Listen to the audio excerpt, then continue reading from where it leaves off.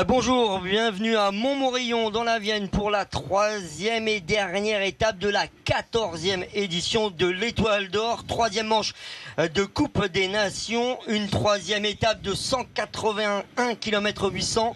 Montmorillon, Saulgé, Montmorillon, l'épilogue, Cyril, d'une course de moins de 23 ans à suspense. 10 coureurs se tiennent en moins de 23 secondes. Oui, rien n'est fait et les écarts sont relativement faibles, mais on a pu voir hier que sur le final de cette étape, alors qu'on n'avait pas le sentiment qu'il pouvait se passer quelque chose, eh bien, il y a quand même eu énormément d'écarts, des petits écarts, mais qui sont relativement importants et que les bonifications qui sont distribuées tout au long de cette étape pourraient tout simplement faire que le leader puisse être renversé. D'ailleurs, il l'a déjà été, mais pour d'autres raisons, puisqu'il a chuté, mais qu'il a réussi à revenir. Donc là, actuellement, on a vu au travers des différents déjà sprint bonifications, eh bien, le vainqueur d'hier déjà se rapprochait.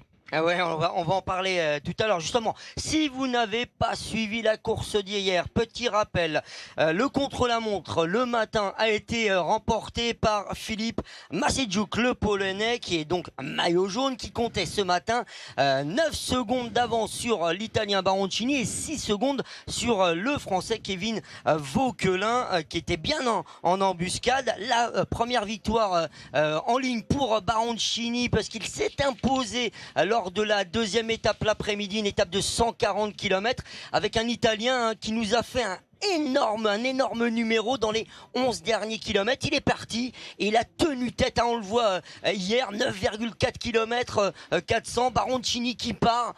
C'est un spécialiste du contre-la-montre, Baroncini, Filippo Baroncini, il part, il tient tête pendant 11 km au peloton. Oui, un peloton déchaîné d'ailleurs, où il s'est passé beaucoup de choses, parce que c'est là où on a eu des cassures. C'est-à-dire que lui, il roule tout seul devant et le peloton explose derrière avec des coureurs qui vont donc perdre beaucoup de temps.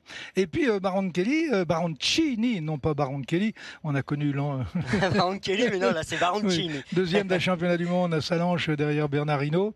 Et il n'a pas dit son dernier mot puisqu'il vient de reprendre 3 secondes au dernier sprint bonification. Ce qui le ramène à 6 secondes, c'est-à-dire à la hauteur du deuxième et du troisième. Le deuxième, c'est tout simplement Kevin Vauquelin et le néerlandais Van den Berg. Donc il y a 3 coureurs à 6 secondes de Massajuk. C'est comme ça que ça se prononce? Massajuk, moi je vais dire Massajuk, mais on va. On lui demandera. Alors, on a 3 coureurs en 6 secondes. Ouais, alors qu'on voyait encore le numéro hier de Filippo Baroncini qui donc a signé cette année déjà pour 2 saisons chez Trek Segafredo dans une équipe World Tour. Autant vous dire que ce jeune Italien, il est très bon, il est déjà remarqué parce que, alors on parle de précocité avec Tadej Pogacar qui a gagné pour la 2e fois le Tour de France, mais Baroncini passait directement au World Tour, ça veut dire qu'il était déjà repéré.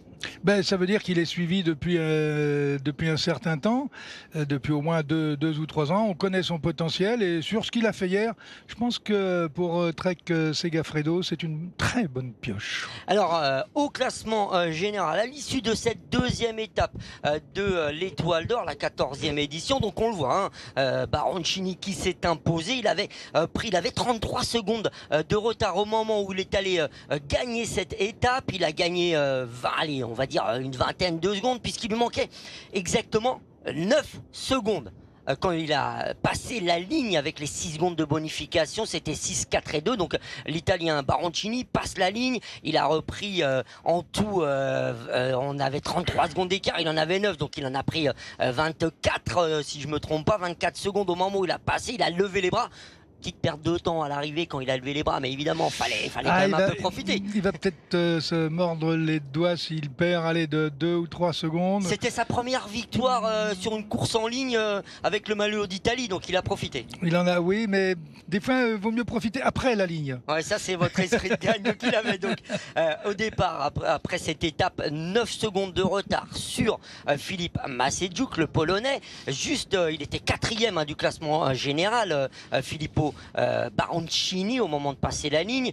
Devant, donc, on avait surtout en embuscade un Français et devant, en leader, Philippe Maciejuk, le Polonais, qui avait toute l'envie départ de cette étape, troisième et dernière étape de la 14e édition de l'Étoile d'Or, de gagner. Comment faire pour gagner? Il est tombé tout à l'heure, on le voit là. La victoire. Alors, regardez, je vais me transformer en éducateur. Là, il doit perdre au minimum entre 1 et 2 secondes. Ce qui veut dire qu'avec les bonifs qu'il a pris maintenant, il serait deuxième, il serait à 4 secondes. Il sera 4 secondes. Et je vous rappelle, on va en parler tout à l'heure, mais tout à l'heure, sur la ligne d'arrivée à Montmorillon, il y aura 10 secondes pour le vainqueur. Donc vraiment, c'est serré. Comment peut faire Philippe Maciejuk pour garder ce maillot jaune et remporter cette épreuve, cette troisième manche de Coupe de Nations? Évidemment, on lui a posé la question ce matin. On va écouter le maillot jaune, Philippe Maciejuk, le Polonais. Yes, last day, hard day, long distance of the race, temperature, of course the riders, every rider is really strong. Yeah, we will fight until the end to defend the jersey. Thanks a lot, thanks a lot. De la région de Poznań.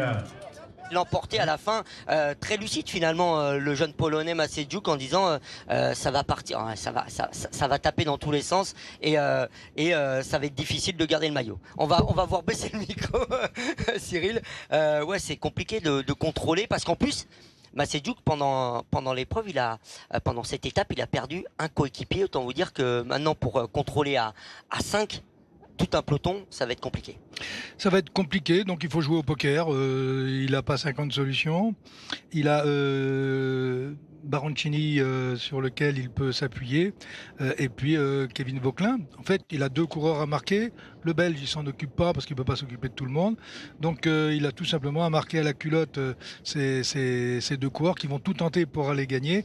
Et en tentant tout pour aller gagner, ils peuvent l'amener tout simplement à la gagne. Alors justement, les coureurs lors de cette troisième et dernière étape de l'Étoile d'Or sont partis à 12h10, 181 km 800 au programme. Alors très rapidement, 3 hommes sont partis à 141 km de l'arrivée. L'Allemand Janis Peters, le Canadien Eric Inster, donc c'était le dossard 34 pour l'Allemand, 155 pour Eric Inster, et Louis Bloueux, le Belge, porteur du maillot de meilleur grimpeur, qui est également en train de jouer le maillot vert, le maillot à points, et qui était à 36 secondes de retard au général. Le Belge qui a, au début, gagné le premier sprint bonification, donc il est revenu à 33 secondes. Il a marqué les points pour le meilleur grimpeur, donc ça a été au moment du sprint bonification où il s'impose, on apprend que chute du maillot jaune qui va compter jusqu'à 1 minute 20 de retard sur le peloton qui lui-même comptait 2 minutes 15 sur les 3 échappés. Et là, c'était un petit peu le stress du côté des Polonais. Oui, et puis il faut remarquer que s'il a pu rentrer, c'est parce que le peloton n'a pas, enfin, ou ses adversaires n'ont pas utilisé à ce moment précis la capacité d'accélérer, de l'éliminer totalement. La course était dans une phase, on va dire, un petit peu d'attente avec cette échappée. Il y avait pas, la bagarre n'était pas lancée derrière. Il y a eu cette chute, ce qui arrive, et le peloton a gardé une neutralité, ce qui lui a permis d'ailleurs de revenir. Et d'ailleurs, on a pu remarquer que même ses équipiers ne l'avaient pas attendu.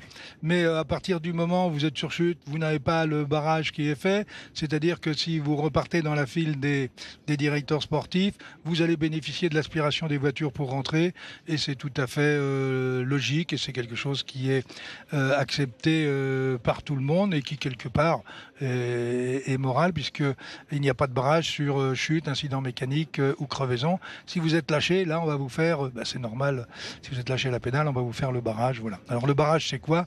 C'est tout simplement que quand un coureur se fait lâcher, le président du jury des commissaires, des arbitres, on va dire aujourd'hui, eh bien, laisse l'écart se grossir. Quand l'écart est suffisamment important, à ce moment-là, la voiture du directeur de course passe, la voiture du médecin aussi, et derrière, en fonction de l'écart, eh bien, les directeurs sportifs vont progressivement venir se placer derrière la voiture de direction de course, de façon à ne jamais donner la possibilité aux coureurs de venir chercher l'aspiration pour pouvoir revenir. Sur incident de course, on ne met pas cette règle. Cette règle, c'est que tout le monde passe, puisque aussi pour d'autres raisons, hein, c'est que si vous avez par exemple une chute de 3 ou 4 coureurs, il faut laisser tout le monde passer, y compris les médecins, au cas où il y aurait d'autres chutes qui viendraient dans les kilomètres qui suivent. Bon, tout ça c'est parfaitement réglé. Organisé. Alors c'est pas toujours facile à bien comprendre quand on explique. J'espère qu'on a bien compris. C'était clair. Sinon on refera du tableau noir, voilà. Non mais ça c'est fait. Donc à 1,25, pratiquement il était pas très loin des dernières voitures. Et là, comme je dis, il peut bénéficier de l'aspiration. Donc là, il va revenir dans le peloton. Toujours est-il justement que Philippe Massedjouk a fini par rentrer et tout le monde s'est mis à rouler. Et 79 km de l'arrivée, le peloton est regroupé au moment de ce fameux troisième sprint bonification, remporté par l'Italien Filippo Baroncini, qui prend 3 secondes d'avance et qui lui permet de revenir à hauteur du second du classement général, Kevin Vauquelin. Classement général aussi par équipe qui, pour l'instant en tout cas, est remporté et mené par l'équipe de France hier, qui était première à la Coupe des Nations. Et à ce moment-là, ça attaque une première fois Baroncini qui tente, évidemment on le surveille, l'Italien, et c'est finalement un Danois qui profite de l'aubaine, Marcus Sander Hansen, Dossard 132, que nous voyons à l'antenne et qui compte pour l'instant 38 secondes d'avance. Il a été 8e du championnat national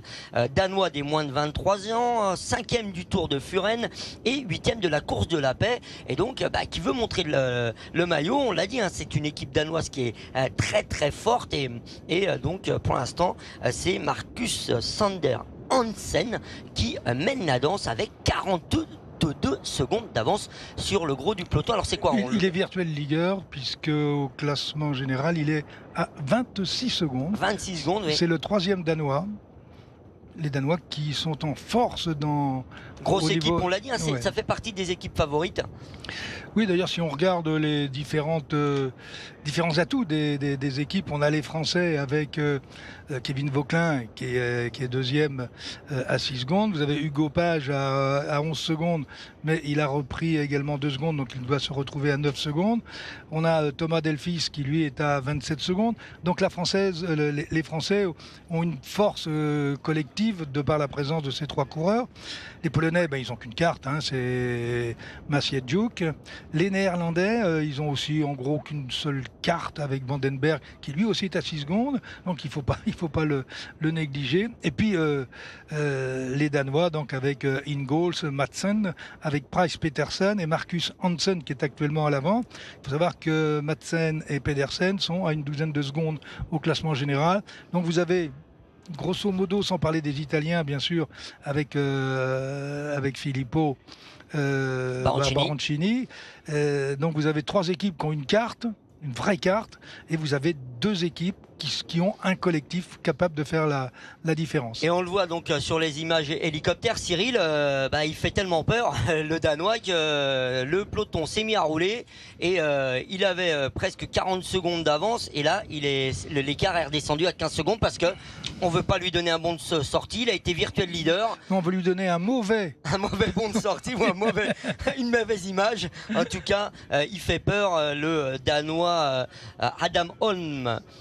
Marcus Sander Hansen, pardon, et du coup, le Dossard 132, on ne le laisse pas sortir, il n'a pas le bon de sortie, il est trop dangereux au général, ça roule, et il n'a plus que 13 secondes d'avance. Avec, justement, vous l'avez dit, Cyril, cette équipe de France qui a un coup à jouer. Comment l'équipe de France est, son leader actuel, hein, le 2e au classement général, préparait. Allez, tactiquement, on a essayé de trouver la bonne clé pour aborder cette 3e et dernière étape de l'Étoile d'Or et s'imposer au classement général. Et tout simplement, on a posé la question tout à l'heure lors de la présentation des équipes au 2e du général, Kevin Vauquelin. On va écouter Kevin Vauquelin. Deuxième, toujours à 6 secondes en embuscade. La tactique du jour. Bon, la tactique, on verra déjà comment ça se déroule, parce qu'il va y avoir du vent encore. Ça va être normalement un parcours assez escarpé au début, donc voir un peu comment ça va se passer. Normalement, la fin est plus plate, donc voir s'il y a une échappée ou tout comme ça. Et voilà, on va courir pour le général, donc on verra. Baroncini a réussi à gagner une vingtaine de secondes hier, ça veut dire que c'est possible. On arrive à sortir. C'est un peu ça qu'il faut faire, être bien placé, puis essayer de sortir pour aller gagner le général. Ouais, bien sûr, voilà, hier c'était plus compliqué, j'avais un maillot distinctif, j'étais deuxième du général, c'est plus compliqué à faire. Là, voilà, j'ai le maillot de l'équipe de France. Voilà, ça a peut-être été plus ouvert pour moi, exactement. Merci beaucoup, bonne course. Allez, bien se placer, se cacher un peu pour sortir, ça peut être la bonne tactique. Je crois que la bonne tactique, c'est celui qui va gagner qui l'aura eu. Ça, tu ne l'as pas dit, ça. Non, mais je le dis on pas. sent le druide. Alors, votre surnom, le druide. Mais là, quand même. Non, je dis ça, c'est pas innocent du tout. C'est que dans ce type de course, bon, si vous avez une arrivée au sommet du col, vous connaissez les règles du jeu. Bon, si vous avez une course que vous savez que ça va arriver au sprint parce que vous avez 5 équipes qui ont un super sprinter et qui vont tout bloquer, là, tout est ouvert et on n'est que des équipes de 6. C'est-à-dire qu'en fait, la vraie stratégie à avoir, c'est celle d'avoir la capacité de sentir les coups, de courir intelligemment et d'être très opportuniste. C'est ça la vraie stratégie. Le reste, de dire s'il y a une échappée, on va essayer de voir. S'il y a pas d'échappée, c'est qu'il n'y a pas d'échappée. En fait, il nous dit rien. Il dit qu'il va essayer. Oui, qu'il a envie en tout cas. Mais ils vont tous essayer. Oui. Et c'est là où pour moi la vraie stratégie, et je le disais toujours à mes coureurs, soyez intelligents en course. Tout le reste, c'est de la mauvaise littérature. Donc soyez intelligents en course, soyez opportunistes, soyez collectifs, parlez, sentez les coups à plusieurs.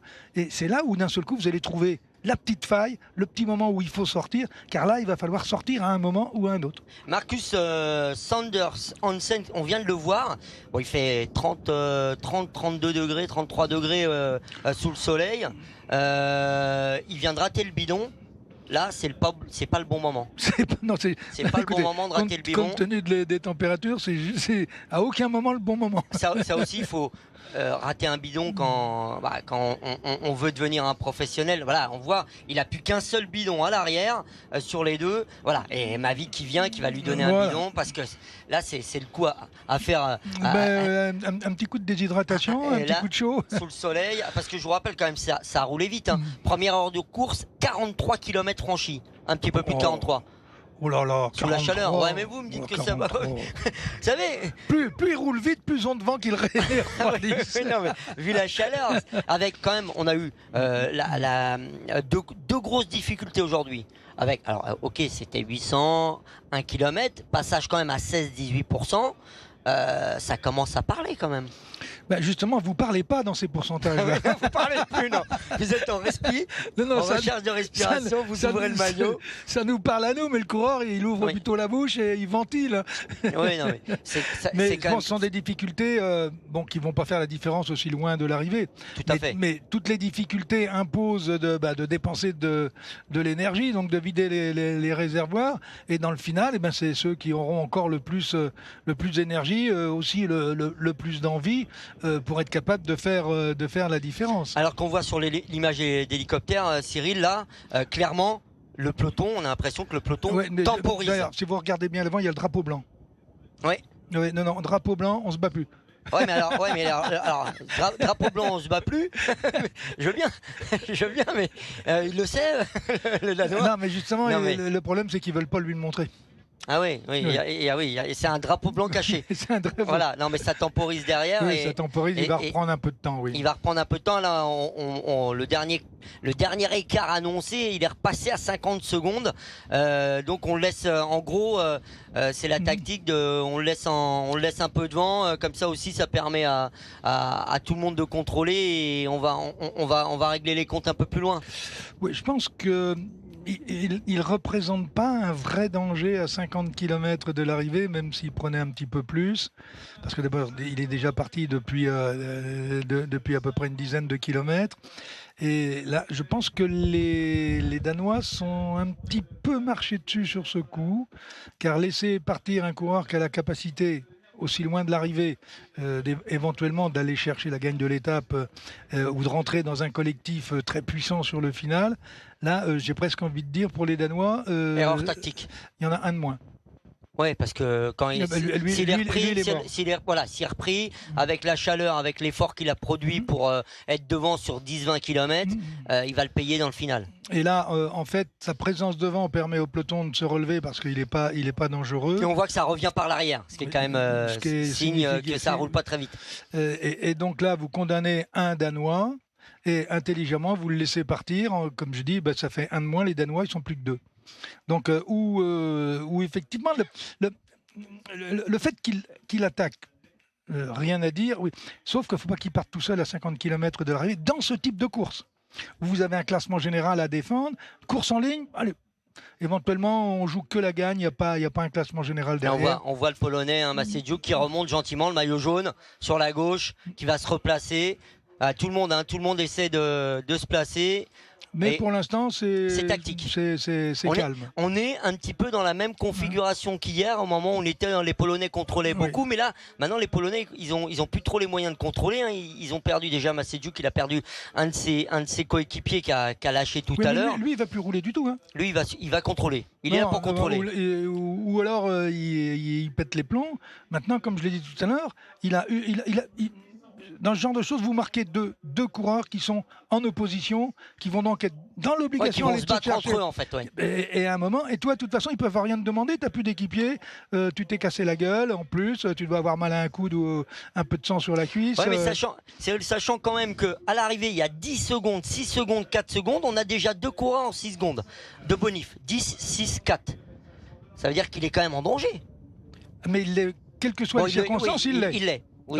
Donc à partir de ce moment-là, c'est pour ça que je dis, on joue au poker si on veut gagner. C'est pas parce qu'il va lui rouler ou faire rouler ses équipiers qu'il va gagner maintenant. Oui, tout à fait. Oui. Donc lui, il faut qu'il court intelligemment, qu'il laisse faire les choses. Alors on va voir, là c'est clairement, on va voir si ce jeune Polonais, il a comme vous dites souvent, le sens de la course.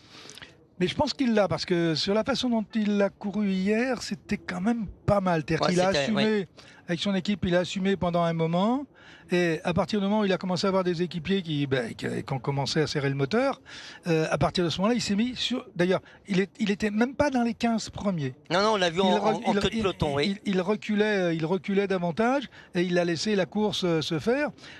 Mais non, je comprends pas, moi. Qu'est-ce qui est arrivé à Baroncini pour qu'il soit à 33 secondes après le contre-la-montre? Mais Baroncini, je pense que c'est pas forcément son... Alors, mais 33 secondes sur 10 km, c'est beaucoup. Oui, c'est beaucoup. C'est 3 secondes, c'est 3 secondes au kilomètre. Oui. Quand on voit que le final qu'il fait hier sur la même distance, en gros, je suis presque sûr qu'il est allé plus vite que... Puis, alors, ce qui est étonnant, Baroncini, Cyril, c'est qu'en fait, il a quand même gagné la 4e étape du Giro Espoir. C'était un contre-la-montre. Il a dû avoir un problème. Donc il a peut-être, c'est vrai qu'on lui a pas posé la question du pourquoi les 33 secondes. Mais qui n'a pas osé lui poser la question? Mais il était dans l'émotion. Bravo, je vous félicite pas. Non, c'est pas possible qu'il soit à 33. Oui. Maintenant, s'il n'est pas à 33 secondes, ça réagit peut-être immédiatement quand il attaque. On ne le laisse pas sortir à 11 km de... Eh oui. Alors, mais effectivement, le problème, c'est ça, c'est que c'est 33 secondes du départ, alors qu'on entre, on est à 47,8 km, 47 km, on est entré sur le fameux circuit final de Montmorillon qu'on va... Découvrir déjà. Ah bon, alors selon Kevin Vauquelin qui nous l'a dit, il nous l'a confié, c'est pas un circuit difficile. Vous verrez tout à l'heure. Alors on a fait une petite reco avec Jean-François Branchereau en arrivant. Dernier kilomètre, vous avez un gros virage à gauche, petit coup de cul comme on dit, ça monte un petit peu sec. Faux plat descendant, petit coup de cul, puis après c'est plat, on arrive sur la ligne d'arrivée. Pour eux, il y a rien de compliqué, quoi. Non, sauf qu'on va être dans un dernier kilomètre où c'est mieux de bien virer. On l'a vu hier avec l'Italien qui était parfaitement propre dans ses trajectoires. Les relances, et si vous êtes un tout petit peu juste, là où vous perdez sur la relance une demi-longueur, là vous allez perdre une longueur et demie. Donc c'est un effort à faire. En plus, vous ne pouvez plus vous replacer si c'est vraiment enclenché devant. Vous pouvez plus si vous êtes en 10 ou 15e position, vous pouvez plus revenir vous placer seulement au prix d'un effort max. Et comment vous faites après pour aller à l'arrivée? Si vous avez quelqu'un qui vous sort de derrière les oreilles, vous êtes obligé de le laisser partir. Donc le vélo, il y a de la tactique, de l'intelligence et une bonne exploitation des circonstances de course. Alors on voit derrière, il y a un groupe de 1, 2, 3, 4, 5 coureurs qui sont sortis, qui sont en chasse de Marcus Sander, qui pour l'instant, on l'annonce toujours en tête. Donc il y avait Javier Serrano Rodriguez qui était parti en compte, qui a été repris par ses 1, 2, 3, 4 compagnons et qui essaye de récupérer Marcus Sander. On a donc 5 hommes devant avec l'Allemand Henri Hullig, Pedro Andrade du Portugal, le coureur du Centre Val de Loire Simon Millon et le coureur de Nouvelle-Aquitaine, un local, Nicolas Hamon, et évidemment l'Espagnol Javier Serrano Rodriguez, qui sont donc en chasse du leader qui a 47 on va l'appeler secondes. Le groupe de contre. Le groupe de contre, et après on a le peloton maillot jaune qui est à 1 minute. On n'est pas bien loin, voilà, on le voit passer, peloton maillot jaune avec les maillots distinctifs. On a le maillot vert, maillot à points, les Polonais qui courent derrière, qui mènent. Non, enfin, ils roulent en tête de peloton. Ils roulent en tête, ouais, mais ils courent pas, mais ils roulent en tête du peloton. Ils emmènent le peloton à maillot jaune. Alors c'est quoi là? Ils veulent contrôler en se disant on prend pas un écart trop important parce que on sait jamais au général, puisque bon. Marcus Sander, s'il ne faut pas qu'il prenne la poudre d'escampette, on contrôle juste. On contrôle juste puisque le peloton s'était un tout petit peu relevé. On passe aussi sur la ligne d'arrivée. Passer sur une ligne d'arrivée, ça a toujours un petit côté. Ouais, on a le public, et on a puis, les applaudissements. ça évite, et ça c'est bien fait, à un moment où vous vous retrouvez en tête, vous avez un équipier qui se retrouve en tête. Alors peut-être que c'est un de ceux qui avait été lâché tout à l'heure et qui était revenu dans un petit groupe et qui dit bon, il me reste 2 sous de vie. Là, je vais assurer un tempo qui va éviter ou permettre de faire en sorte que l'écart ne continue pas à grossir. Et comme on est dans une dernière étape, quand vous êtes un petit peu juste dans votre équipe, il y a un moment où vous dites je vais rouler, et puis quand je pète, je me gare, quoi. Il restera 3 tours, il reste 3 tours aux coureurs. Allez, avec le Danois qui commence à perdre du terrain sur les 5 hommes, qui évidemment à 5 contre 1, c'est un peu plus facile quand même. Logiquement, oui, compte tenu des phénomènes d'aspiration. Quand on est 5 à se relayer. Des prises de relais, c'est quand même un peu plus facile. Et donc, il reste 3 tours et il n'y a plus une trentaine de secondes d'avance pour Marcus Sander Hansen, le Danois, dossard 132, qui continue, qui poursuit son effort, qui risque de le payer à la fin. On verra, ça c'est la course qui va en décider. On paye toujours. Hein. Ouais, un moment. Comme je dis, mais après, on additionne, on ne soutrait jamais. Oui, parfois on encaisse comme Baroncini hier. Oui, il est sorti qu'à 10 bornes. Un peu plus de 10 km. Lui, ça fait déjà ça fait pratiquement 15 km qu'il est à l'avant. Donc pour l'instant, il rembourse le capital. Après, il y aura les intérêts. Alors que le peloton est chronométré à 1 minute et 50 secondes de retard. Ça creuse quand même l'écart. Hein. Oui, mais c'est très bien. Au moins, ça va mettre un peu plus de piment. Un peu plus de piment parce qu'il va falloir aller jouer à la gagne. Et puis effectivement, l'équipe polonaise à qui on demande d'assumer ses responsabilités, c'est toujours le problème, c'est assumer ses responsabilités lorsqu'on est détentrice du maillot jaune de leader d'une compétition, les moins de 23. Alors que voilà, j'ai posé la question au directeur, un des directeurs sportifs de l'équipe de France. Clairement, officiellement, on peut maintenant le dire, il n'y a pas d'oreillette, hein, donc la course elle est d'autant plus ouverte que on peut pas donner les consignes dans l'oreillette cette fois. Bien, elle est d'autant plus intéressante que c'est les coureurs qui doivent prendre il n'y a pas 50 solutions. Vous donnez vos consignes d'avant-course, vous travaillez avec votre équipe, vous lui donnez un fond de jeu, Elle prend des automatismes. Et après, logiquement, ça va être le coureur qui est responsable de sa course. Aujourd'hui, on arrive à des choses chez les professionnels qui sont, à mon avis, inadmissibles. Mais il paraît que il paraît qu'il faut suivre le progrès. Il paraît. Après, on voit lors des championnats de France, des championnats du monde, il n'y a pas d'oreillette. Et ça se passe très bien. Et ça se passe pas mal. Et quand même, on voit des courses très très ouvertes. Alors que sur cette image d'hélicoptère, on a l'impression que le peloton commence à rouler. Oui, il est piégé, mais là sur cette affaire, les Polonais ils sont très forts. Ils laissent partir un gars, ils vont pas le chercher. Il y a un groupe de 5 qui sort derrière. On assure un premier tempo, mais un tempo qui est en fait pas très efficace, puisqu'on se retrouve à 1,50. Maintenant les gars, si vous voulez gagner, va falloir boucher le trou. Et ça commence justement à s'organiser, on les voit devant, c'est en file indienne, puisqu'on était à 1,50 il y a à peine 3-4 km, et on est revenu, le peloton il est déjà revenu à 1,35, le groupe des 5 n'a plus que 40 secondes, alors ça se maintient un peu avec le Danois Marcus Sanders Hansen, et donc là on sent que les grosses écuries qui se sont fait piéger, qui ne sont pas présentées devant. Italiens, Français sont obligés de rouler. Et voilà, si je ne me trompe pas, on les a quand Hollandais. même 4 maillots orange et Maciejczuk qui est juste derrière en 1, 2, 3, 4, 5, 6, 7e position, le Polonais, et qui est vraiment, comme vous le dites, en position de contrôle. Voilà, et toute l'équipe hollandaise vient se replacer. Alors maintenant, se replacer, c'est bien.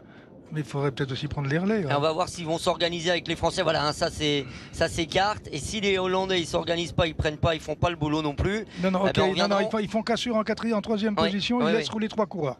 C'est un jeu qui peut être dangereux. Il faut jouer. Oui, il faut jouer. C'est un poker menteur. Écoutez, quand on dit dangereux pour la course, mais il n'y aura pas de mort à l'arrivée. Ah non, c'est clair. Oui. Il n'y aura que des coureurs battus et un vainqueur. Il y a un vainqueur qui lui sera heureux. Et il y aura des déçus. Et les déçus, effectivement. Ça fait partie du jeu. Ça fait partie du sport. On joue, on perd, on gagne. Oui, effectivement. Au championnat du monde, on a eu un Français, Julien Alaphilippe, qui a joué, qui a gagné. On était tous contents. Donc, oui, alors qu'il y aurait eu deux bons relais à un certain moment. Et Julien n'y allait pas. Il n'y allait pas, donc voilà, il a senti, comme on dit, il a senti la course. C'est-à-dire qu'en fait, alors si on revient sur ces championnats du monde, le problème c'est Van Aert. Oui. Dans le contre. C'est qui va rouler pour Van Aert.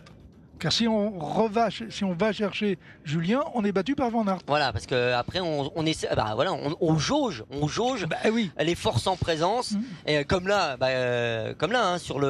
si on voit le groupe peloton maillot jaune, on essaye de se jauger. On se dit bon voilà, on a 5 gars devant, on est un peu piégé, mais si nous on y va, on fait le boulot pour l'autre équipe. On va se faire avoir à la fin. Donc, oui, c'est le dilemme permanent dans une course de cyclisme. Et si on va plus loin pour revenir sur les championnats du monde, il y avait quand même un équipier de Wout van Aert qui était Roglic. Ouais. Et à un moment, quand vous avez un coureur qui a roulé pendant tout le Tour de France pour vous, je ne sais pas s'il n'y a pas un petit relais de 300 mètres à prendre gratos. Oui, mais après il y a les égos. Oui, mais il ne peut pas gagner. Oui, mais oui. Roglic ne peut pas gagner. Alors que le groupe de 5, le groupe de contre, qui est désormais à seulement 25 secondes d'avance. Donc, allez, si ça se débrouille bien, ça devrait se regrouper d'ici peu de temps. Mais ça va se regrouper. On n'aime pas être tout seul. Sauf quand... c'est un sport individuel le vélo. En fait, c'est un sport collectif dont le résultat est individuel. Eh oui, c'est encore différent. Oui, parce que voilà, il faut pour que ça fonctionne, il faut que tout le monde s'entende bien, et à la fin, effectivement, il en reste qu'un seul qui a le bouquet de vainqueurs. Et on le voit là. Alors si au visu avec l'hélico, on sent bien que là par contre, alors soit ça a discuté en tête entre les Pays-Bas et les Français, mais en tout cas ça s'organise. Non, c'est bien enclenché. Ça commence à bien s'enclencher, oui. Ouais, on voit France, Hollande, Pologne en tête de peloton, et on a après voilà. Sanders. Donc lui, il a compris que c'était fini. Il valait mieux qu'il respire un bon coup pour retomber dans les roues. Il faut qu'il récupère, qu'il s'hydrate justement. On le voit à l'image. Il s'hydrate. Non, il boit. Il se désaltère. Il se désaltère. Ouais. Pourquoi utiliser Après, des mots qui font très savants? Mais non, il s'hydrate. Non, il boit un coup. Il boit un coup, mais bon, c'est pour l'effort, le réconfort. C'est un sportif de haut niveau. Je pense qu'elle est un peu chaude quand même. Ouais. La gourde, ce qu'il y a dans la gourde, elle est un peu chaude. Allez, on a les 1, 2, 3, 4, 5. Ouais, ils doivent avoir. Et maintenant, ils sont 6. Donc, on a le regroupement du groupe de contre avec Sanders. Maintenant, ils sont donc 6 hommes en tête. Alors, on va voir si finalement ils continuent leur effort. Le Danois ne va pas rouler. Logiquement, il ne doit pas rouler. Oui, là, de toute façon, il va falloir qu'il récupère un peu quand même. Oui, non, puis l'échappée n'intéresse pas son équipe. Là. Donc, il ne va pas rouler. D'abord, parce qu'il a peut-être mal aux jambes. Peut-être mal aux jambes. Oui, quand même. Sûrement mal aux jambes. Mais il n'a pas intérêt à collaborer dans cette échappée maintenant, puisque il faut que ça revienne de l'arrière maintenant. Il n'y a pas 50 solutions. Ouais, on va rappeler les hommes de tête, les 6 hommes de tête. Donc Marcus Sander Hansen qui était parti tout seul, Henri Hullig, l'Allemand, Javier Serrano Rodriguez, l'Espagnol, Pedro Andrade, le Portugais, Simon Millon, Centre-Val de Loire et Nicolas Hamon de la Nouvelle-Aquitaine. Alors, si on étudie un petit peu le classement général, en fait, cette échappée n'est pas très dangereuse puisque, indépendamment de Hansen, oui. Le mieux placé, c'est Hullig, l'Allemand, qui est à 48 secondes. Oui, donc autant vous dire que... Donc cette échappée, elle n'est pas finalement très dangereuse pour le classement général. Ce qu'il y a, il ne faut pas lui laisser prendre plus de temps. Elle l'était à cause du Danois, mais finalement les choses se simplifient pour les favoris. Avec le retour des 5 autres hommes et le peloton qui garde pour l'instant. Allez, on avait une 35 tout à l'heure de retard sur Marcus Hansen et 40 secondes sur le gros du peloton. On va dire bon, allez, il y a peut-être une trentaine de secondes et suffisamment pour les Polonais, les Français, les Néerlandais pour se dire que de toute façon déjà les Polonais ils sont tranquilles parce que le maillot jaune de leader de Filip Masejczuk n'est pas en danger. Et attendez, il n'est pas en danger. Hansen est toujours dans le groupe de tête, il n'est qu'à 26 secondes. Donc c'est lui qui est le plus dangereux, donc on a une marge de manœuvre pour gérer. Une 25. Au moment où on se parle, une 25 entre le groupe de 6 et le peloton. Donc effectivement, Hansen a une minute d'avance. Pour l'instant, il a une minute d'avance. Il a 50. Virtuel. Il est maillot jaune virtuel à 37,2 km de l'arrivée, alors qu'on voit toujours l'équipe des Pays-Bas qui est devant, qui mène le train avec Masejczuk qui est remonté d'un cran avec aussi le maillot vert de leader du classement à points. Oui, alors rappelons que leur leader, Vandenberg, est deuxième ex-aequo avec Kevin Fauquelin et également Baroncini. Oui. Les trois sont à 6 secondes. Alors si Vandenberg est le coureur le plus rapide dans ce peloton, bien emmené par son train dans le final, s'il va gagner l'étape, il a gagné. Il a gagné. Vous voyez que tout est une question de perception des choses. C'est un jeu d'échecs. C'est un jeu d'échecs sur la route. Alors on voit par contre, j'ai l'impression c'est une impression visuelle que le Danois il commence à payer un petit peu ses efforts. On sent que là il a un peu de mal à rester dans la roue de l'Espagnol Dossard 95. Notre Espagnol Javier Serrano Rodriguez, Dossard 95.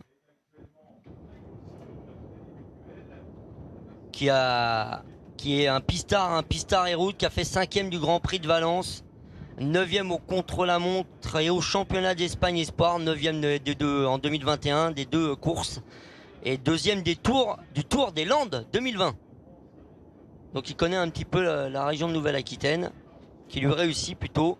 Et le temps que je donne le palmarès de l'Espagnol Javier, le peloton il a repris. On est descendu à 55 secondes d'avance. On avait une 25 le temps que je dise le palmarès. Autant vous dire que Quelle puissance pour boucher les trous. Ça a réagi. Ça a réagi dans le peloton maillot jaune. Non, c'est Pascal qui a bouché le trou. Oui. Ça va beaucoup trop vite pour moi. Donc, et on est déjà descendu, hein, on le voit à l'écran, 50 secondes. Ça commence à sentir pas bon pour cette échappée. Ouais, il y a un petit frisson qui arrive dans le dos, on sent que ça arrive, on sent que ça va gratter d'ici quelques temps. Il y a le ventilateur qui pousse le peloton et vous avez le coup de chaud qui tombe sur l'échappée. Alors qu'on voit le dossard 35 de l'Allemand Henri Hullig, 19 ans, qui a été 12e du championnat d'Allemagne contre la montre en 2021 et deuxième de l'étape, la troisième étape du trophée du printemps d'Istrie en 2021. Des jeunes encore coureurs. Ouais, et puis 180 km pour... vous allez me dire c'est normal, mais c'est quand même, ça commence à faire une grosse étape. On est dans une étape du Tour de France. 180 km, ce sont des kilométrages tout à fait normaux, tout à fait logiques. C'est quoi 180 km quand à 19 ans, Jacques Anquetil gagnait le Grand Prix des Nations sur 140? Oui, mais là vous parlez d'un monstre du cyclisme mondial, une légende. Tout le monde n'a pas eu cette capacité. Il y a aussi les bons coureurs, il y a les champions et il y a les immenses champions. Oui, non, c'est vrai, il y a toujours. Mais je veux dire, faire 180 km à 20 ans. Oui. Si on n'est pas capable de les faire, on n'est pas là, quoi. On va être clair, il y a des masters qui arrivent aussi à faire 180 km, ben beaucoup moins vite. Mais oui. Mais vous avez lâché le mot. Le problème, c'est pas de rouler longtemps, c'est de rouler vite. Donc 180 km, on va gérer aussi par rapport aux 180 km. À une époque, vous aviez même dans le Tour de France, je parle d'après-guerre, hein, on voit, des étapes de 350, 360 km. On n'est pas idiot non plus, quoi. On va gérer par rapport à la distance. Alors des coureurs seront quelquefois plus endurants que d'autres. Ça permet aussi d'accumuler de la fatigue, parce que si vous voulez faire la différence, il faut quand même bien à un moment qu'il y ait des coureurs qui soient plus fatigués que d'autres. Il faut qu'il y ait des coureurs qui soient capables de rouler plus vite que d'autres. Il faut qu'il y ait des coureurs plus intelligents que d'autres. Un peloton, c'est quoi? C'est le microcosme de la société. Ça n'est rien d'autre que ça. Sauf que c'est une compétition où il faut gagner. Mais dites-moi dans quel secteur d'activité il faut pas être le meilleur. Il faut pas être le meilleur. En effet. Et là, on voit. Regardez Pascal, vous êtes là parce que vous êtes le meilleur. Oh, je dirais pas ça. Je suis là parce que je suis sûrement passionné. Et là, c'est clair. Je suis passionné parce que le vélo, c'est ça aussi. On découvre de magnifiques paysages et il se passe toujours des choses.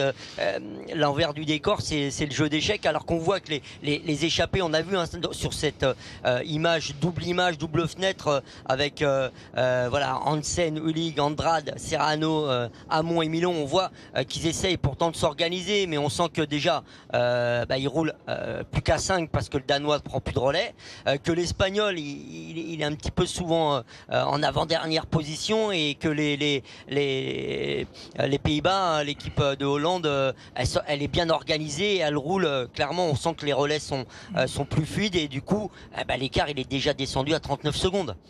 Oui. Ça se voit à l'œil nu finalement. Bon, je vais enlever mes lunettes parce que je vois pas clair.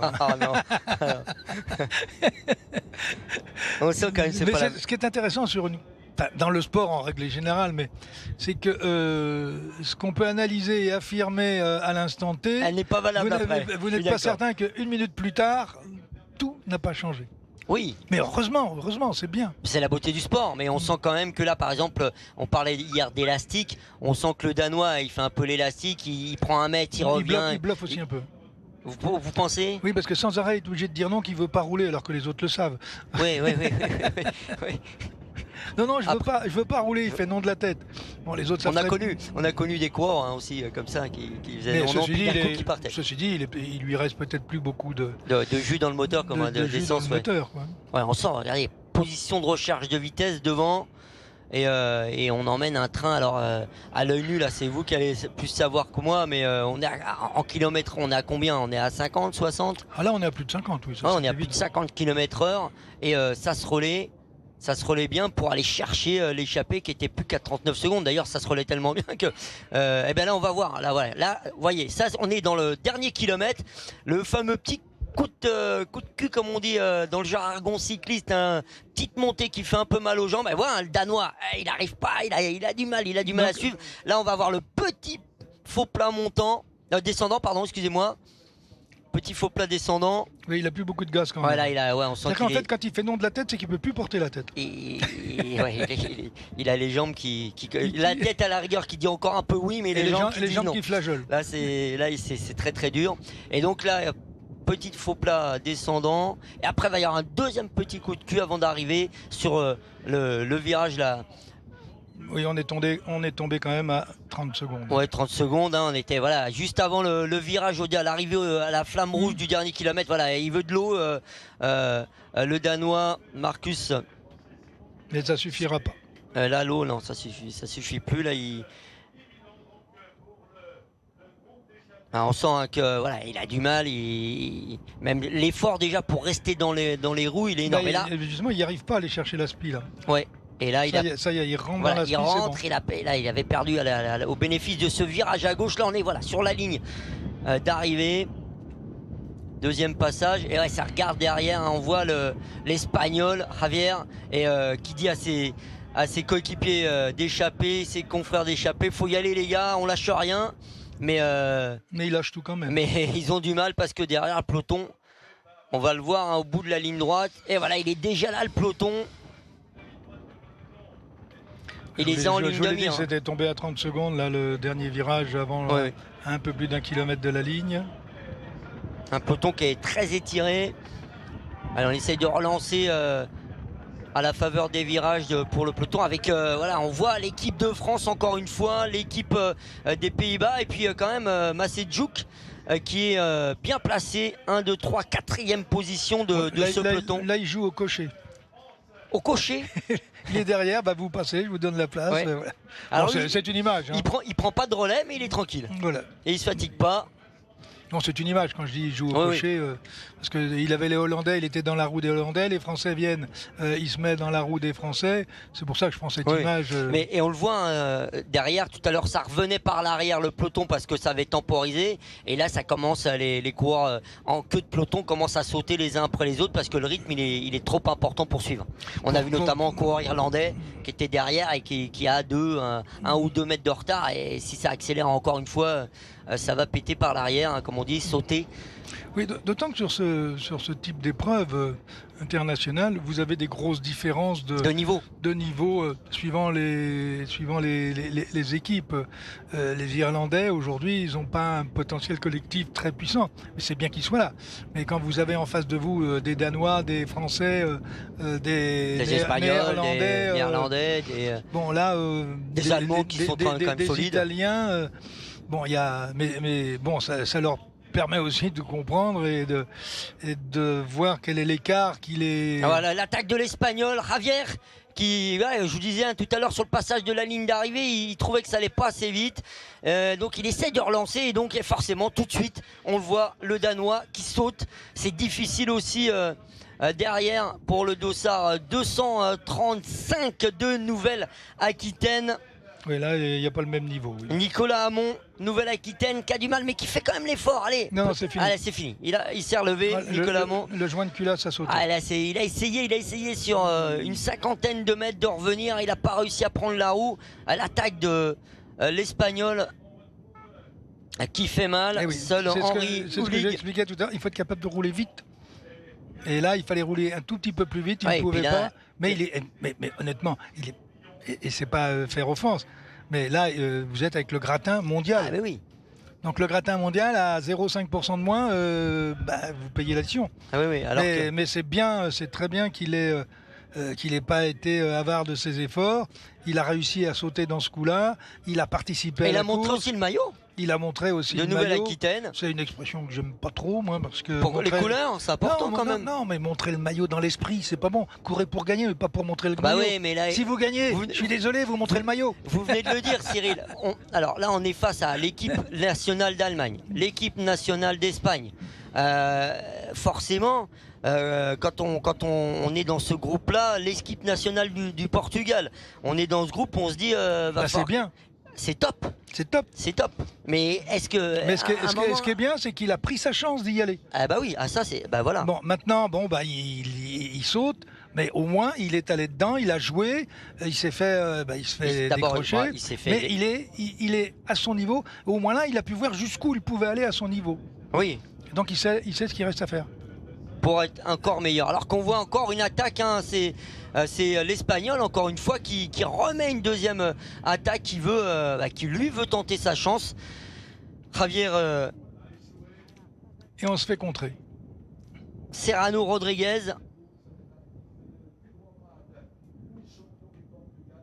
Ouais, avec alors ça repart derrière. Alors là, quand ça casse à l'arrière, est-ce que on a donc l'Espagnol, l'Allemand en Rio League et ce me semble le Portugais, hein, qui est parti en attaque.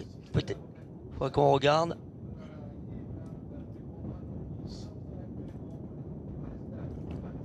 C'est le Portugais, Andrade. Ouais, c'est ça, hein, c'est le Portugais. Dossard 171 qui est parti tout seul. Hein, il y avait une première attaque de l'Espagnol, Serrano Rodriguez, et il s'est fait contrer par le Portugais Pedro Andrade, Dossard 171, 21 ans, qui a été premier du championnat espoir du Portugal en 2021, quatrième en contre-la-montre espoir 2021. Septième de la classique Aldeias Dossistos et 35e du Tour d'Algarve 2021. Mais ces trois compères d'échappée n'en entendent pas de la même façon, et on voit que là, déjà le peloton va reprendre. C'est condamné quand même. Ouais. Il va reprendre les hommes qui ont sauté sur l'attaque de Pedro. Beau coureur aussi, hein, ce coureur portugais, bien posé. Enfin, d'ailleurs, tous les trois pratiquement sont des coureurs qui sont bien posés.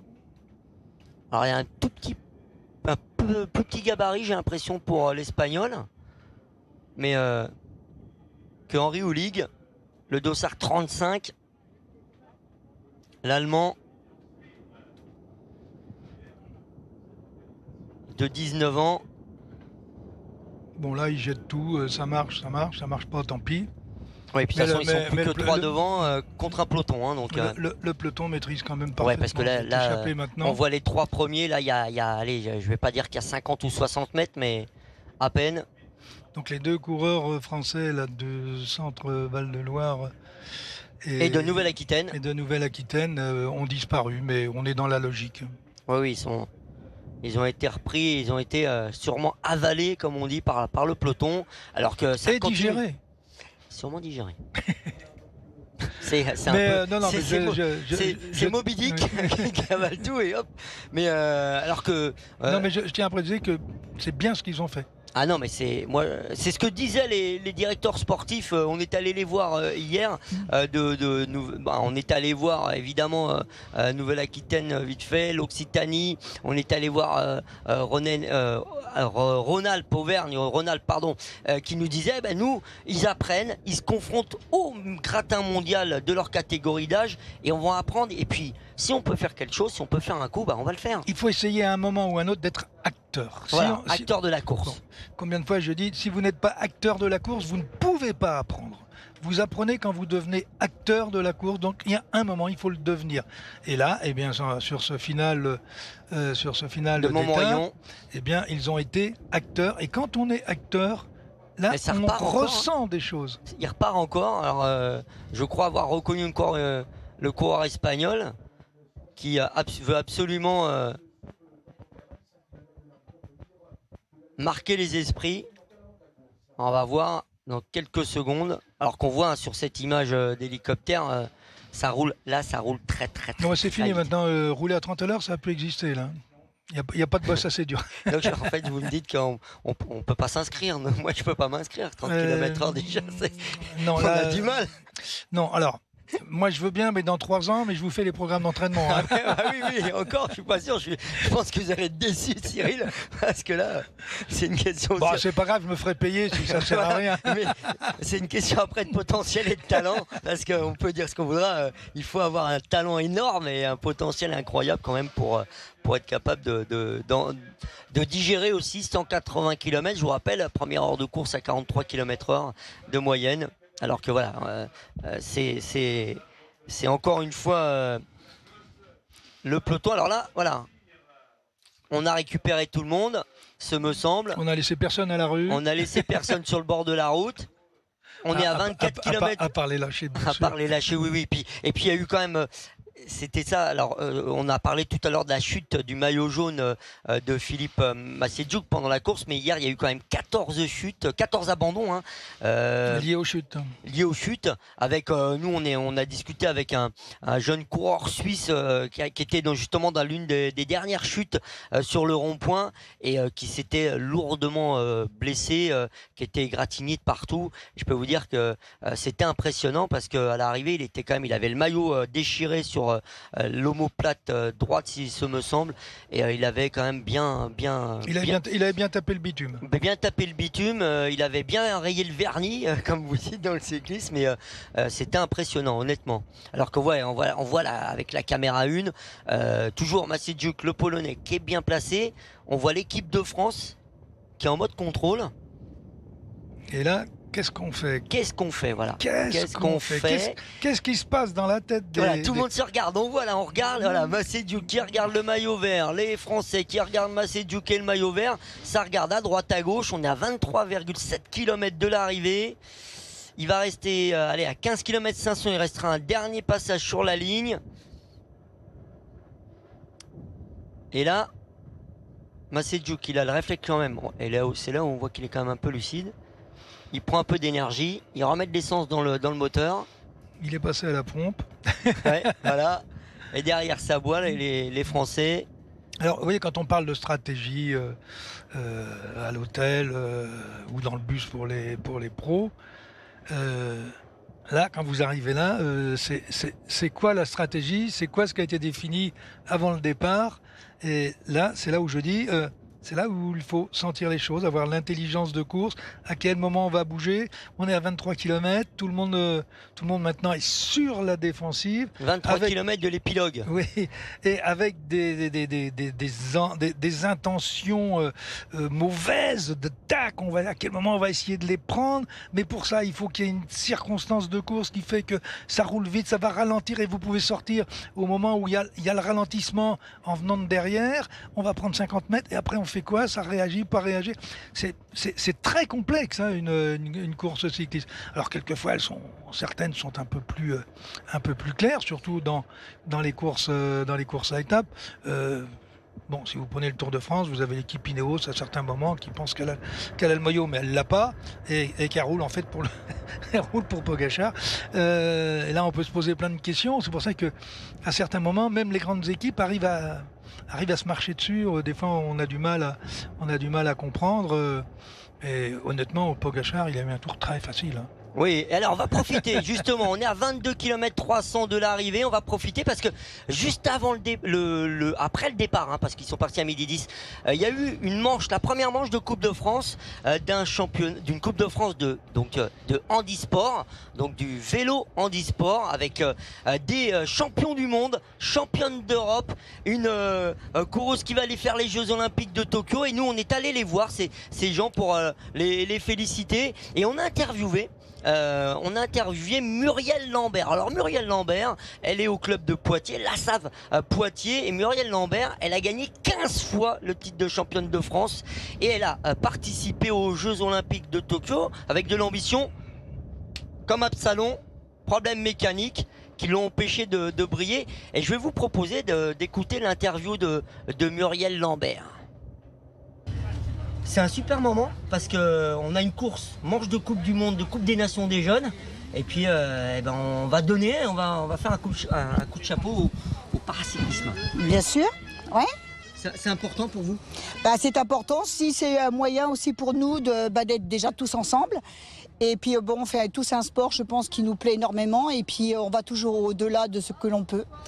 Passion, mais aussi compétition, parce que vous avez des X multiples fois été champion de France, vous avez fait les Jeux Olympiques de Londres. Est-ce que c'est aussi important de dire que de se montrer à des jeunes pour qui à un moment se lancent et nous représentent à Paris 2024? Moi je trouve que c'est important, surtout si on peut nous voir et puis montrer que la vie continue malgré nos problèmes. Je pense que c'est aussi un moyen pour nous d'exister surtout. Dernière question, votre prénom et votre nom de famille en les plans pour pas qu'on se trompe. C'est Muriel Lambert. L-A-M-B-E-R-T. Ouais, voilà. Disez-le s'il vous plaît, Muriel. Muriel Lambert, voilà, pour pas me tromper sur le nom et le prénom de Muriel Lambert. Quelle leçon de vie! Dire que voilà, que la vie continue et que on a tous la même passion, c'est le vélo. Et tout à l'heure, on discutait justement avec une Bretonne qui va faire les Jeux Olympiques. Et, qui sera à Tokyo s'ils ont lieu. Qui sera à Tokyo, oui. Malheureusement, on n'est pas certain. Voilà, on n'est pas encore certain, mais j'ai vu une petite dépêche tout à l'heure qui n'était pas très. C'est compliqué, oui. Tokyo, c'est compliqué. Malheureusement. Et ça, c'est incroyable parce que là, vous vous promenez, c'est une première manche de Coupe de France, il y avait des tandems de malvoyants, il y avait des sourds et muets, il y avait effectivement donc cette jeune fille qui a amputé d'une jambe, et j'ai demandé 11 en bas, il faut l'emmener. Hein. C'est plus facile en descente. Hein. Ah ouais, mais elle m'a dit qu'elle le mettrait sur le plat. Et donc, on rappelle 11, donc c'est les 11 dents sur le petit pignon à l'arrière. Avec à l'avant, avec il doit avoir du 50 ou du... Voilà, 53, je crois, hein, 53-11. Hein, et elle me disait, mais non, le 11, moi je le mets sur le plat. Je lui dis, mais comment vous faites? Et 11, à chaque fois qu'on fait un tour de roue, on fait une dizaine de mètres. Une dizaine de mètres. Donc, faites 10 mètres, voilà, vous faites une enjambée de 10 mètres. Et il faut l'emmener, il faut avoir des puissances. C'est formidable ce qu'ils arrivent à faire. Comme elle a dit, Muriel, on a besoin d'exister. Et c'est vrai que le monde du handicap... on en parle au bon moment, enfin à certains moments, on en parle pour les jeux, on en parle pour autre chose, mais on ne les montre pas. Je suis allé voir tout à l'heure le départ là, de leur contre-la-montre. Bon, quelque part, moi à un moment, je suis admiratif de ce qu'ils font. C'est incroyable. Et puis ce qui est absolument extraordinaire, c'est que je ne vois que des sourires. Ah oui. Ils sont heureux parce qu'ils vont faire quelque chose qui leur plaît, quelque chose qui va leur permettre effectivement d'exister. Mais je crois que c'est beaucoup plus profond que ça. C'est pas seulement d'exister, c'est aussi de se dire, on a un handicap, mais on est comme tout le monde. Ah oui, et on est capable de faire comme tout le monde. Alors moins vite, moins haut, moins fort, mais...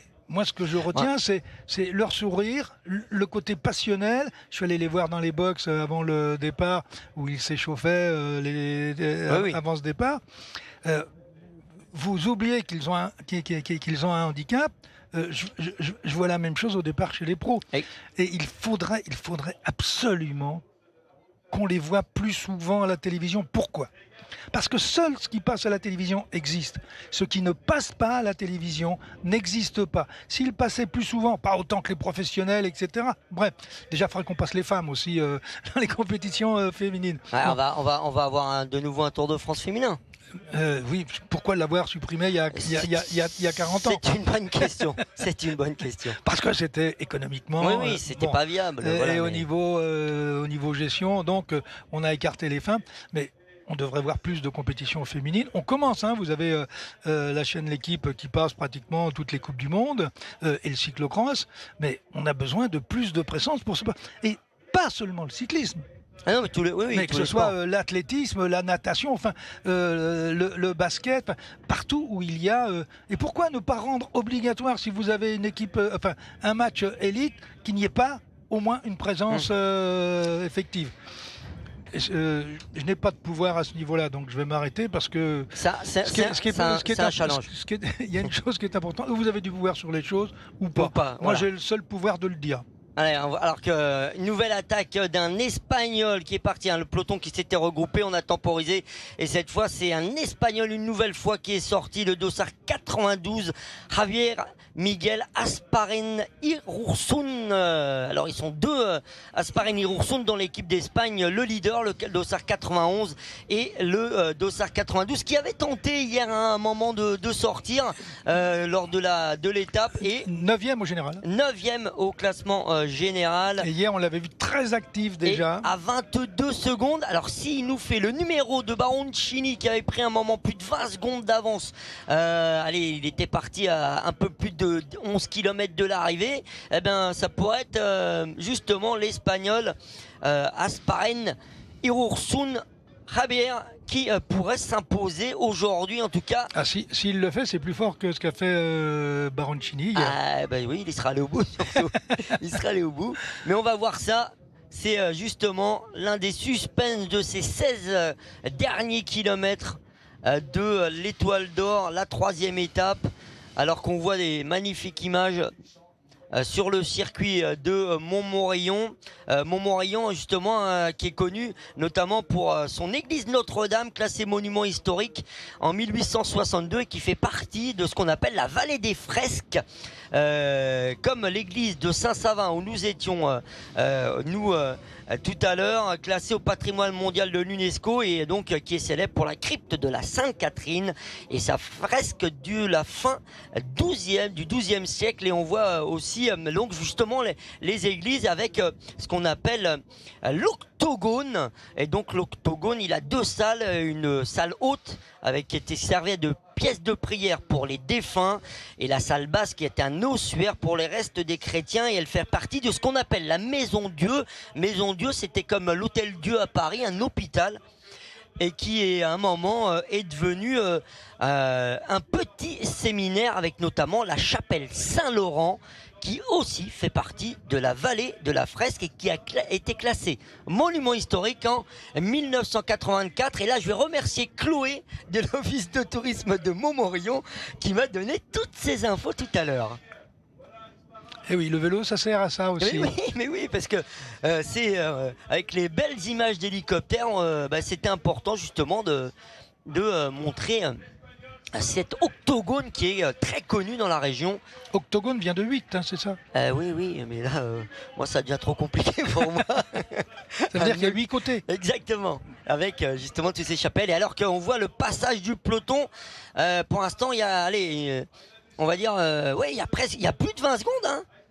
Attention, il y avait 23, alors il avait 26 secondes d'avance. Allez, il est virtuellement maillot jaune, l'Espagnol Asparen Irursun Javier. C'est pas simple, hein, les noms espagnols à prononcer. Hein. Et puis là, alors là, ils sont russes ou polonais non plus. Irursun, il est du Pays Basque, de San Sebastian, qui est pas très loin hein, finalement, et qui est très connu pour ses spots de surf et sa plage urbaine magnifique, San Sebastian, et qui a aussi une très belle église d'ailleurs. Et donc oui, effectivement. Et là, qui vous a donné les infos? Là. On n'est pas loin quand même, en étant de Nouvelle-Aquitaine, on n'est pas loin de San Sebastian. Et j'avoue, je suis allé visiter, hein, tout simplement. Donc, en tout cas, l'Espagnol Javier Miquel Asparen Irursun, 21 ans, qui ne ménage pas ses efforts et qui donc fait partie de l'équipe Euskadi, champion d'Espagne cadet du contre-la-montre, champion d'Espagne junior du contre-la-montre et qui a été champion d'Espagne de poursuite par équipe et champion d'Espagne espoir du contre-la-montre. Donc à toutes les classes d'âge, il gagne le championnat national du contre-la-montre. Autant vous dire que ça, c'est un effort en solitaire qu'il connaît. Oui, et là, il est en plein exercice, car en fait, il est parti maintenant pour faire le meilleur chrono possible. Dernier tour. Et pour aller jusqu'à la ligne. Là, il est maintenant à ses seuils max. Alors, va-t-il tenir? Va-t-il nous faire une Baroncini comme hier et encore mieux? Allez, il se retourne pour voir l'écart, l'effort maximum de l'Espagnol de San Sebastian. Asparen Irursun qui à 13 km 800 de l'arrivée, il est virtuellement maillot jaune, mais va-t-il réussir à tenir alors que ça repart en contre hein, dans le peloton, évidemment. on a senti le danger. Oui, puis on a compris hier, on va peut-être pas refaire 2 fois la même erreur. Ou pas. Ou pas. Ou pas. En tout cas, ça contre. Ouais, ça part. On sent qu'il y a 3 et un 4e coureur qui partent en contre derrière. Il reste 13 km 500 et on a senti que l'Espagnol était un réel danger au classement général. Bel effort du 4e coureur là qui rentre. Là, il est sorti en injection. En principe, ce genre d'effort, c'est souvent les routiers sprinters qui savent bien le faire.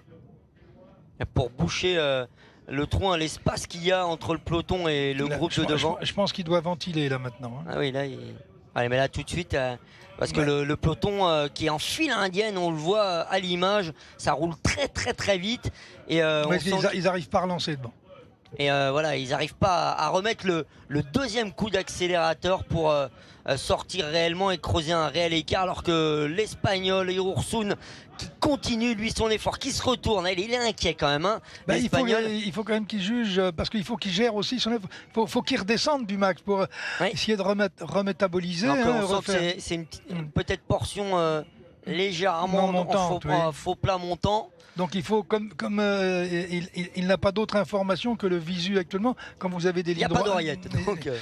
Donc là, de temps en temps, il faut quand même essayer de voir comment ça réagit, si l'écart grossit, ne grossit pas. Là, s'il sent que l'écart grossit, par exemple, ça peut lui permettre de lever un tout petit peu le pied jusqu'au sommet, et puis de réenclencher dans la descente. 25 secondes d'avance il avait, alors qu'il se fait panoter par justement l'ardoisier.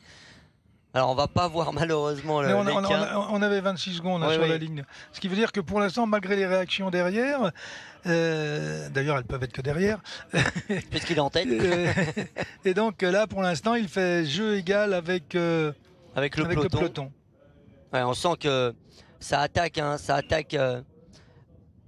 Alors quand je parlais de l'intelligence de course il y a quelques instants, vous savez le coureur qui est sorti tout seul pour revenir sur les 3. Vous avez vu l'effort magnifique qu'il fait, oui, c'est extraordinaire. Sauf que ça ne servit à rien.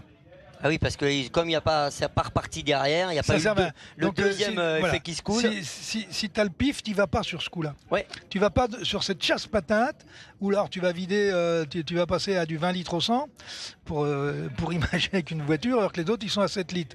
Bon, derrière, tu as fait cet effort, tu es mort pour le reste de la course. Oui, c'est fini. Alors on sent, parce que là, à chaque fois, on a 3-4 coureurs qui sortent. Et finalement, ça revient assez vite pour le peloton qui veut pas du tout laisser sortir. Là, on est... c'est logique, on est à 11 km 500. 11 km 500 et c'est tellement serré. Alors, est-ce que Baroncini va sortir? Ah ouais, c'est ça. Est-ce que Baroncini ou quelqu'un d'autre va nous faire Est-ce que Kevin Vauquelin va sortir, le français? Est-ce qu'il va oser y aller? Là, on sent ça sort. Là. Il y a 2 groupes de 4.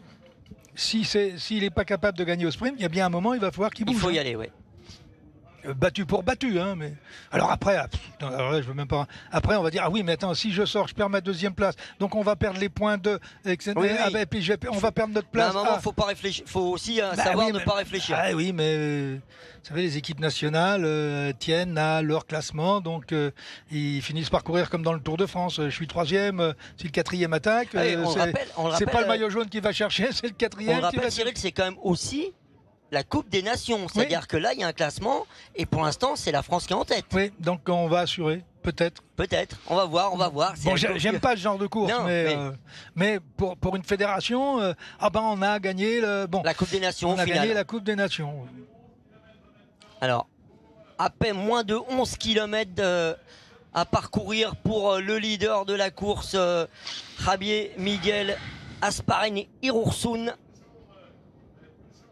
Il y a quand même des costauds sur cette course. Le Basque. Et les numéros qu'il fait là, lui. Ah mais c'est impressionnant. Oui, il était sorti. Il avait tenté l'aventure. Après, il y a Baroncini qui a fait un numéro incroyable. Et là, on est même parti plus loin que Baroncini avec un circuit qui est pas du tout le même quand même, même si c'est roulant, mais qui est pas du tout le même. Alors que voilà, on voit que là, il y a 3 hommes derrière. Alors c'est donc un Allemand qui est sorti en contre. Alors que là maintenant l'écart de l'avantage de Irursun qui diminue petit à petit, il a plus que 15 secondes d'avance. Mais 15 secondes sur les poursuivants, pas sur le peloton. Hein, ça roule. Rien ne va plus, refaites vos jeux. Ah oui, là c'est banco. Alors on annonce plus que 10 secondes d'avance sur ce groupe de 3. Alors est-ce que les 4 là vont se battre pour la victoire d'étape et le peloton, on va essayer de temporiser. Après, de toute façon, si finalement c'est aussi tout bénéfique pour Philippe Massédjouk, parce que les bonifications c'est premier, deuxième, troisième, 10, 6, 4. Finalement, si vous avez des concurrents qui sont pas dangereux, on n'a pas encore le nom des trois. Bah oui, des trois. là Voilà. pour l'instant, on est en aveugle. Là. On est un peu en aveugle. On n'a pas encore vu le nom des 3 concurrents qui sont partis en contre. Et peut-être s'ils sont pas dangereux au général, eh ben, Philippe Massédjouk, alors on a le Dossard. Donc encore. Non, alors, il a été rejoint. il a été rejoint. Voilà. Oui. Oui. Irursun qui a été rattrapé, le Dossard 92 avec l'Allemand Dossard 32 qu'on a vu tout à l'heure déjà. John il est à 34 Knoll. secondes. Voilà. Knoll, Jon Knoll, Dossard 32 qu'on a vu tout à l'heure partir.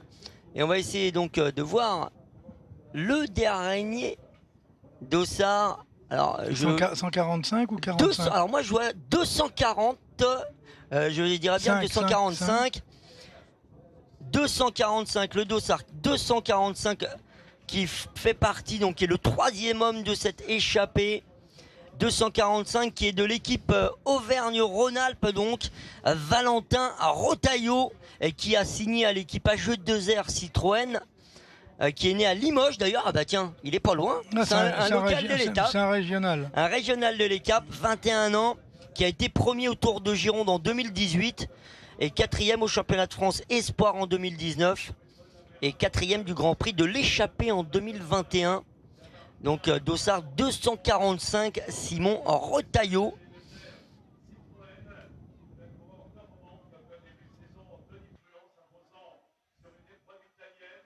Alors on va voir ça. Alors, 3 hommes en tête. Donc actuellement, vous avez l'Espagnol qui est à 23, Knoll oui. qui est à 34 et l'Allemand. Alors Jon Knoll, Dossard 32. Alors qu'on attend les coureurs sur la ligne d'arrivée qui ne vont pas tarder. 8 km encore à parcourir. Attention parce que pour l'instant, alors on n'a pas de Français du tout. Et donc il n'y aurait pas de... Si, on en a un, mais il n'est pas de l'équipe de France. Oui, oui. On a un fruit, pardon. On n'a pas le deuxième du classement général. Rotaillot est à 1,26 au classement général. Oui, donc il n'y a pas de danger pour le classement général. Donc lui, il faut qu'il joue que la gagne d'étape. Que la gagne d'étape. Et ça arrangerait finalement Philippe Massédjouk. Alors qu'on a un petit problème de liaison, on a perdu notre liaison. C'est normal, c'est pour le suspense. C'est exactement, comme ça on a... Donc on a toujours Jon Knoll devant, Valentin Rotaillot et Javier Miguel Asparen Irursun qui sont en tête. Et le peloton derrière, le peloton maillot jaune derrière, donc 3 hommes en tête. Jon Knoll, Valentin Rotaillot, Auvergne-Rhône-Alpes et Javier Miguel Asparen, l'Espagnol. Écart 18 secondes. Allez, on vous fait un peu le temps. Allez, on voit les coureurs. Alors, ça doit être des coureurs. Est-ce que ce sont les coureurs? Non. Et ce sont des coureurs des coureurs qui ont encore un tour à faire. Un tour à faire. Allez, on fait le temps de récupérer la liaison satellite. On fait un petit peu la radio.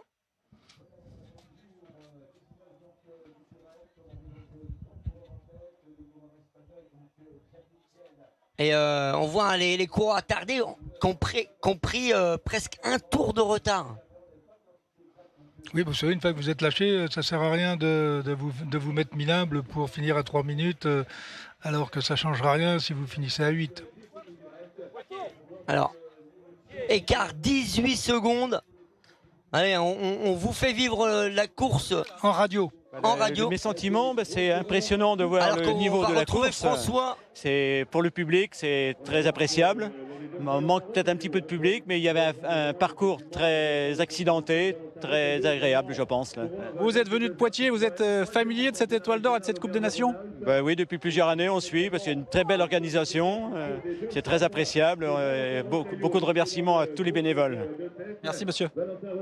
Ouais, alors que on est à quoi? Allez, à 5 km de l'arrivée. Et là, il y a le suspense, hein, Cyril. Il y a plus que 15 secondes d'avance pour les 3 hommes de tête. John Knoll, Xavier Miguel Asparone et Valentin Retailleau de Auvergne-Rhône-Alpes qui sont avec 15 secondes d'avance. Ça veut dire que le peloton derrière, il roule très très vite. Et allez, on va tenter le jeu des pronostics. Ça risque quand même peut-être de se finir au sprint. 5 km. Non, ça va rentrer et ça va peut-être sortir. C'est maintenant. Dernier kilomètre, une attaque, une dernière attaque. Voilà. Comme dans le Tour de France, ça arrive avec des échappées individuelles. Mais Alors, bon, là je dis n'importe quoi parce que j'avoue que en plus on n'a pas les là, images. on a perdu la liaison satellite. On va attendre l'arrivée des coureurs. On va retourner, évidemment, regarder le plan large avec les coureurs qui ne vont pas tarder. Hein. Ils vont venir sur justement, on en parlait tout à l'heure, dernier kilomètre. Est-ce que avec l'arrivée, le dernier petit coup de cul au dernier kilomètre, on peut essayer de sortir pour Fossé compagnie, ça peut être la tactique de Kevin. Le dernier kilomètre, c'est possible de sortir compte tenu justement des virages, des petits coups de cul, des relances. Il suffit qu'un coureur rate un virage derrière, que ça se regarde un peu. On veut pas relancer parce que c'est trop tôt. Vous avez pris 30 ou 40 mètres et vous pouvez aller à l'arrivée. Alors bon, soit c'est l'échappée qui arrive, soit c'est un homme tout seul de l'échappée, soit tout est rejoint. Vous avez une arrivée au sprint ou un homme part. Voilà. Là, vous avez tous les cas de figure possibles. Et on parlait tout à l'heure du Danois qui avait fait des efforts énormes pour être devant. Eh bien, il vient d'être lâché par le groupe maillot jaune, Marcus Sanders. Hansen, il est lâché, il vient d'être lâché par le peloton maillot jaune. Alors qu'on voit les voitures arriver, ça va pas tarder quand même, parce que là, c'est les voitures Mavic, les voitures assistantes. Donc les coureurs ne vont pas tarder à arriver sur la ligne d'arrivée. Je vous rappelle, pour l'épilogue de cette 14e édition de l'Étoile d'Or, on a 3 hommes en tête: John Knoll, Javier Miguel Asparoni Roursoun, le basque de San Sébastien, et Valentin Retailleau, Auvergne-Rhône-Alpes. On voit les motos arriver, le suspense qui monte. Il y avait 15 secondes d'écart au dernier pointage, alors que ça arrive. Non, ça c'est encore des hommes attardés qui arrivent. Attention, on va pas s'emballer tout de suite, mais on a les derniers attardés, puisque là, vu le rythme et ça place pas, on part pas sur un sprint. Ou je me trompe totalement. Non, pas plus, vous avez la moto qui est arrêtée au milieu. La moto qui est arrêtée au milieu. Donc ce sont des hommes attardés qui finissent. Ah là, peloton regroupé, on nous annonce dans Radio Tour le peloton qui apercevait les échappés, qui n'était plus qu'à 15 secondes des 3 hommes de tête. Peloton groupé, va-t-il y avoir une attaque de dernière minute? Il va y avoir un petit souci, il faut faire avancer les ambulances. Parce que là, les ambulances, elles sont c'est quasiment la voiture balai, je pense. Mais là, ça arrive derrière, la voiture balai justement qui arrive derrière. Il va falloir avancer parce que là, on va jouer la gagne. On parle de la 14e édition de l'Étoile d'Or. Ça arrive, les motos derrière, faut avancer, messieurs, dames, même s'il est dans le dur, le coureur attardé. Mais là, on va jouer le sprint final. On voit les voitures des directeurs arriver, directeurs de course, les motos. Et ça va être la victoire finale qui va se jouer. On a dit que le peloton était regroupé. La tactique, ça a été simple. Voilà, on retrouve les images, enfin, pour le dernier kilomètre de course de la 14e édition de l'Étoile d'Or. Avec le peloton groupé, on voit justement les Irlandais, tous deux verts vêtus. On a l'équipe les Anglais anglaise et puis qui est devant, maillot avec. Alors, on a les Pays-Bas, maillot orange qui se place. Pour l'instant, on voit pas le maillot bleu, blanc, rouge de l'équipe de France qui sont pas encore aux avant-postes. Ça roule très très vite. On a encore aussi des Espagnols. Des Belges devant, on voit le Mario tricolore Tout le monde est regroupé, le peloton groupé du maillot jaune. Et ça peut se jouer à la gagne au sprint. Je vous rappelle, il y avait entre le premier et le 10e, premier Philippe Macedjouk, leader de cette 14e édition de cette Coupe des Nations. Il y avait 23 secondes entre le premier et le 10e.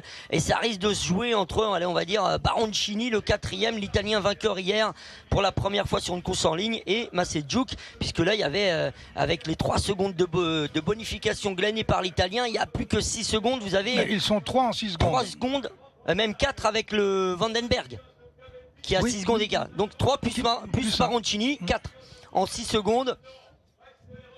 Allez, ça accélère encore en tête du peloton pour passer ces dernières difficultés, se placer le mieux possible pour aborder la dernière ligne droite à Montmorillon. Là on a même un coureur qui essaye de passer, qui est passé il sur veut faire du cyclocross. Il se prend pour Van Der Poel. Et là, c'est ce qu'on appelle se placer et faire la place pour trouver la bonne position. Il est passé carrément sur la pelouse. Pour là, ça frotte, je peux vous le dire. Et là, oui, et là, il faut apprendre à frotter. Et là, c'est marrant parce que là, on voit tout de suite les Belges, les Néerlandais qui font quand même beaucoup de cyclocross. Ouais, ils n'ont pas peur de mettre l'épaule. Ils n'ont pas peur de mettre l'épaule. Et ça attaque dans cette dernière difficulté, l'une des dernières difficultés de ce circuit final. On parlait de ce petit coup de cul. On est dans le dernier kilomètre, la flamme rouge, ça monte, ça mène un train d'enfer. Là, on est dans le fameux train pour lancer un sprinter ou essayer de ne pas se faire reprendre. On arrive sur la ligne d'arrivée avec l'emballage final. Malheureusement, je vois pas de Français. Le Belge qui lâche, un Allemand. Allez, le deuxième d'hier qui essaye de passer. Le maillot vert. Oh là là là. Très nombreux sur la ligne. C'est qui le Français qui passe le premier là? Il faut qu'on voit ça. Si c'est Vauclin, il a gagné. Il faudrait qu'on voit qui... On va attendre parce que c'était très très compliqué là de voir. Allez, on regarde le sprint. Le Français qui vient dans l'aspiration. Le Français qui va venir très vite dans l'aspiration. Alors on va voir.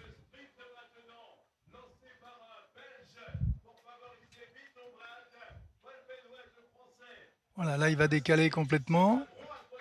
C'est pas le Penouet, c'est le Français qui est passé en fait sur la ligne.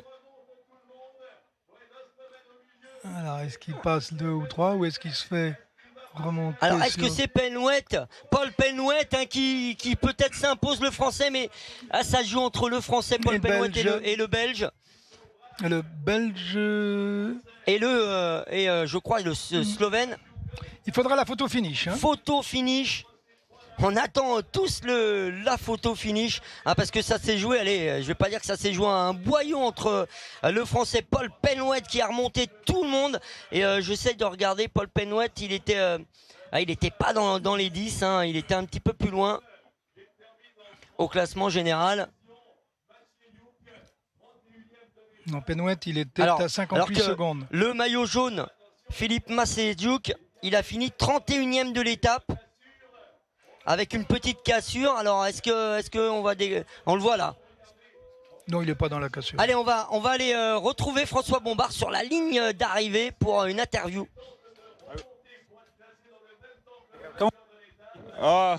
It was really hard day. I crashed also.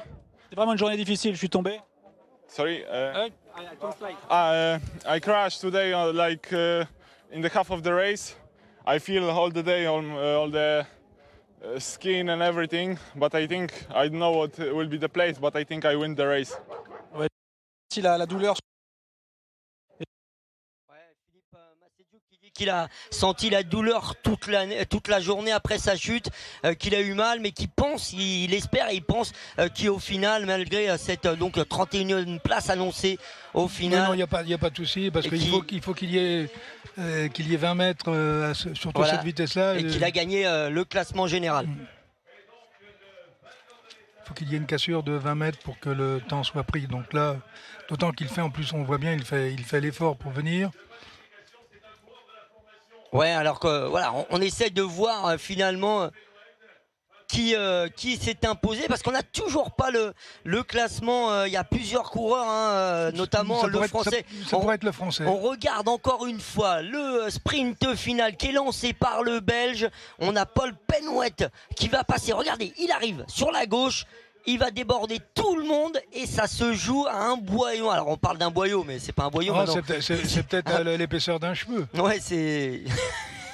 Oui. C'est le casque blanc là qui va. Le casque blanc, vous le voyez derrière là. Il est bien dans l'aspiration. Il se fait un peu emmener. Il sort un peu.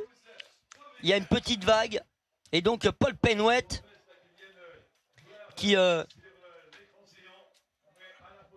le dossard 5 de l'équipe de France. Ils sont 3 sur la même ligne. Ils sont 3 sur la même ligne avec le maillot vert distinctif, le leader du classement à points. Et on va voir qui s'est imposé dans cette 14e édition. En tout cas, bon, tout pour Philippe Maciejuk, normalement, il n'y a pas de souci. Il remporte la 14e édition, le Polonais, de l'Étoile d'Or.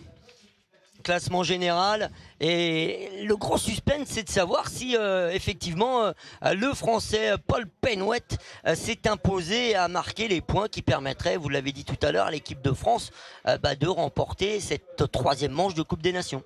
Alors il faut voir l'ensemble des points parce que j'avoue que je ne suis pas spécialement ce type de classement. Et c'est Paul Penouet qui s'impose, l'info vient de tomber. Eh bien c'est bien le français qui vient de s'imposer au sprint, le dossard numéro 5. Ça fait plaisir quand même. Ah bah, ça fait plaisir, mais comme dirait l'autre, la photo finish c'était obligatoire. Et en plus, lorsque vous avez une caméra de face, donc quand vous êtes pris en fond de ligne, c'est très difficile de savoir. Ça joue à tellement peu de choses.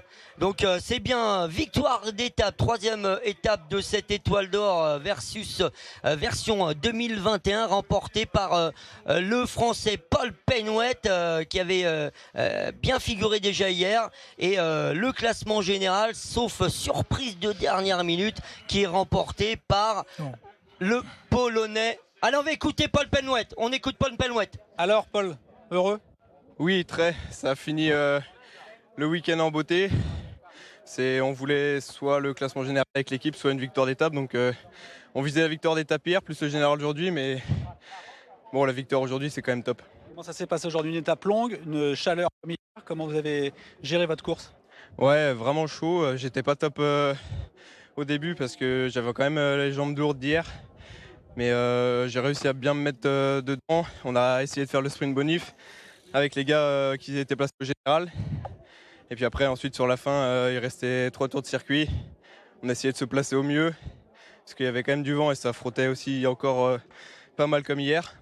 Et au final, on s'est un peu perdu, parce que c'était vraiment n'importe quoi. Mais au dernier virage, je sais même pas comment j'ai fait. Je me suis levé et au final, ça avançait vite et j'ai quand même réussi à doubler tout le monde sur la gauche. Donc c'est top. Merci. Merci Paul. Sur cette belle parole de Paul Penouet qu'on va conclure cette retransmission de la 14e édition de l'Étoile d'Or. Merci aux équipes techniques d'ATV Vision Live pour la réalisation des images. Merci à François Bompard, à Jean-François Branchereau et à vous Cyril Limard. Merci beaucoup pour cette retransmission. On se donne rendez-vous samedi prochain pour du beach rugby à Anglette. Bye bye. Bye bye.